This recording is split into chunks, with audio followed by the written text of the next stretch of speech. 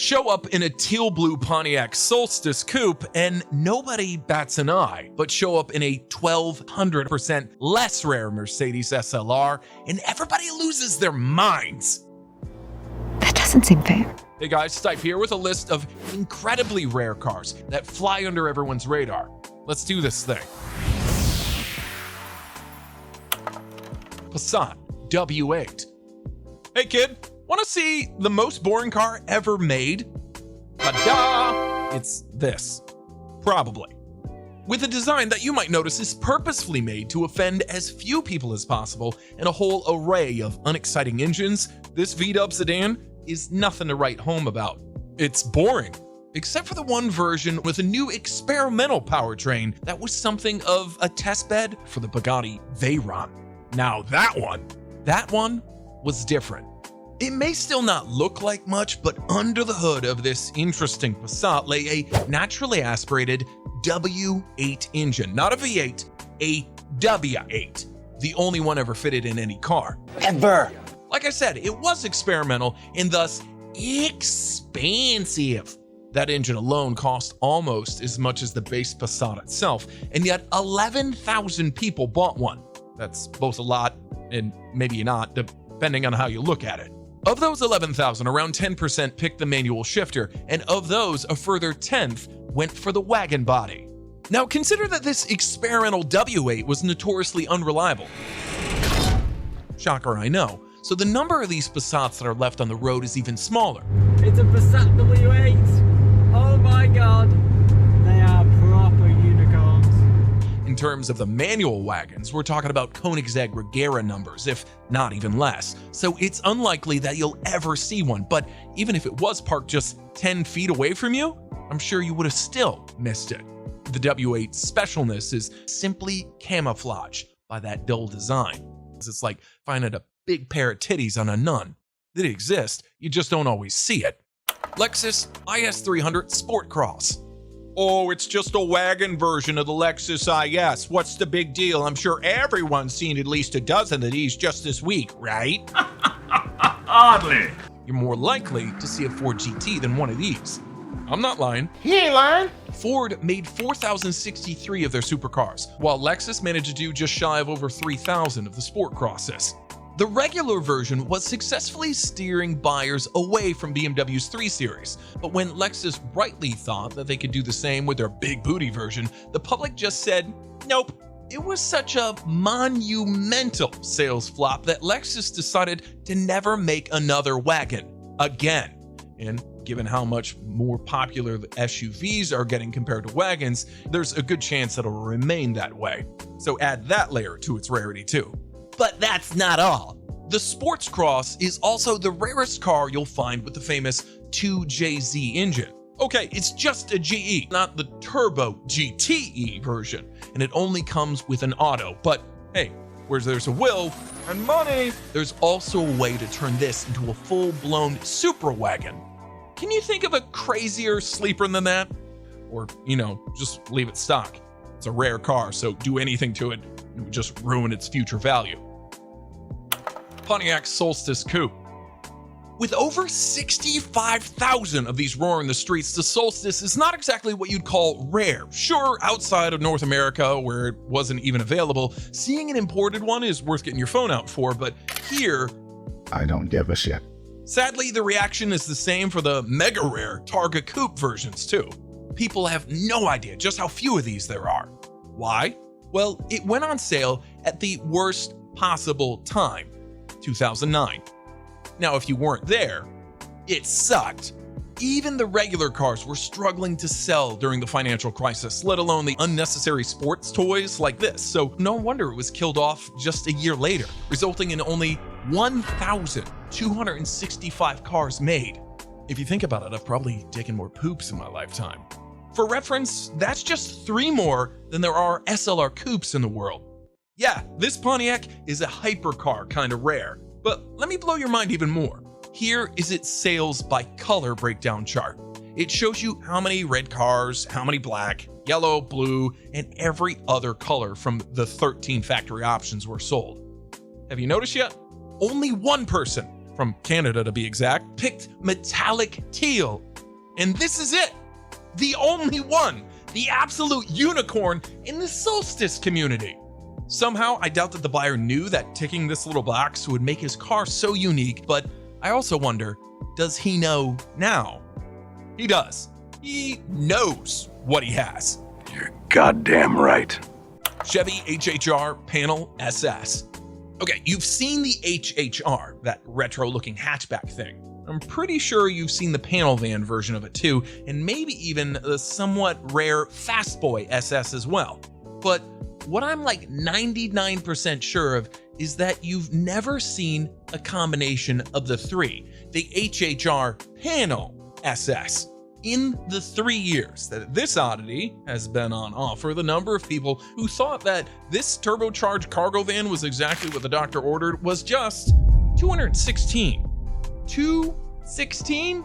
Do you realize how small of a number that is? Porsche made just 918 of their 918 Spyders for the entire world. The Ferrari F80 is limited to 800. Bugatti Chiron, 500 in total. McLaren P1, 375. Those are all multi-million-dollar cars that you had to be on a special invite list to even buy them. And yet, if you're part of the prestigious Panel SS Owners Club, you're part of a more exclusive group than any of those millionaires.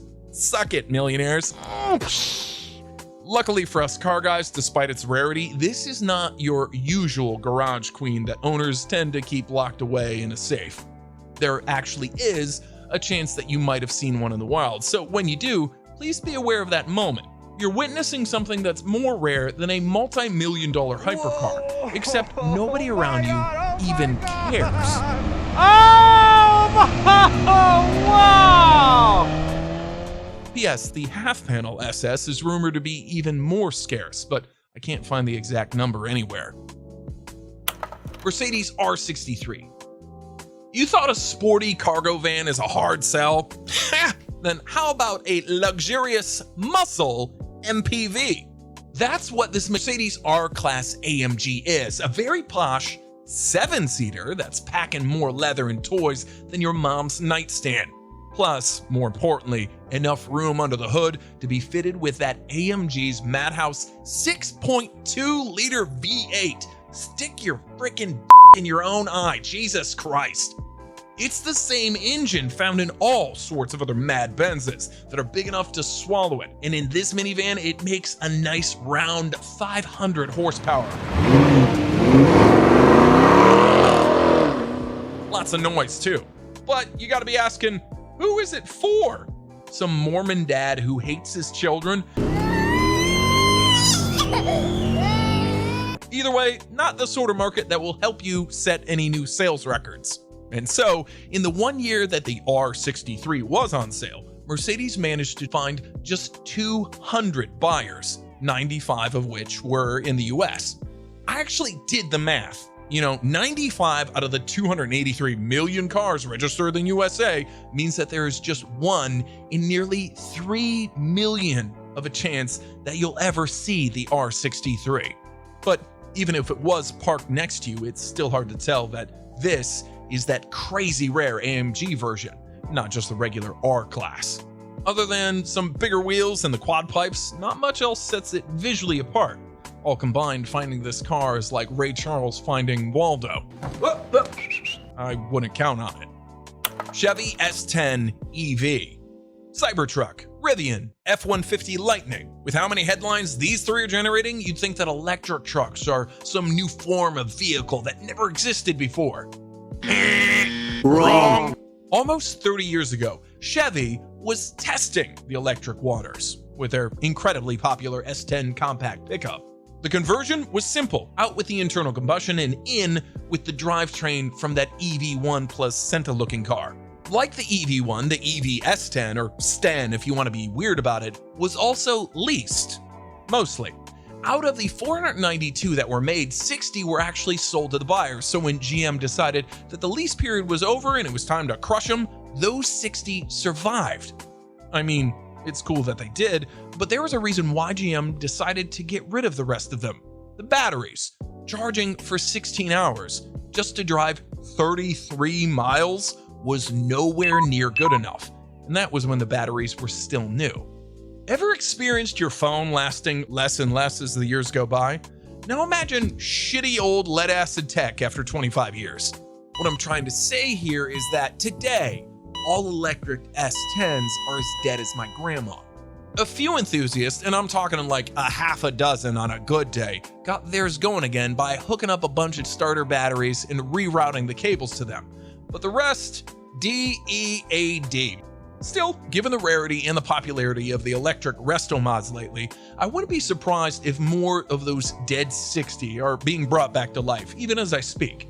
We are moving!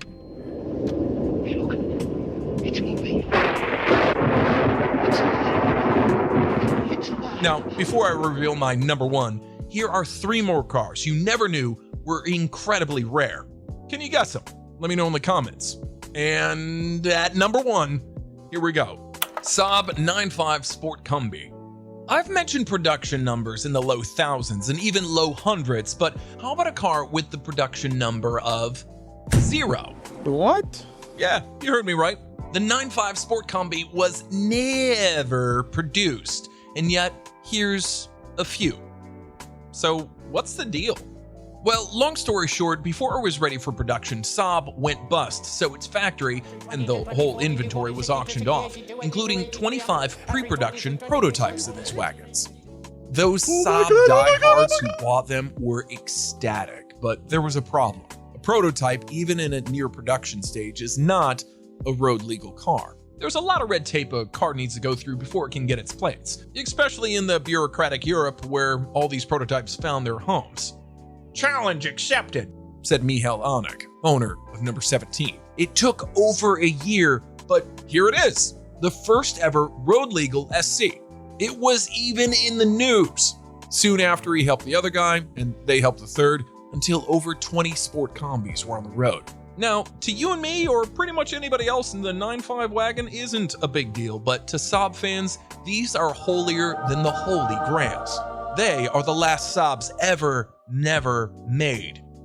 Some unlucky fans who missed out were converting their sedans into bootleg sport combis. That's how big a deal these cars are. And yet, outside of their innermost Saab circles, they're just some Swedish wagons. One man's trash is another man's gold. Anyway, that's all I've got for you today. Go watch something else now, and I'll see you in the next one. Cut! Nuns with big knockers. Now you can't stop thinking about them.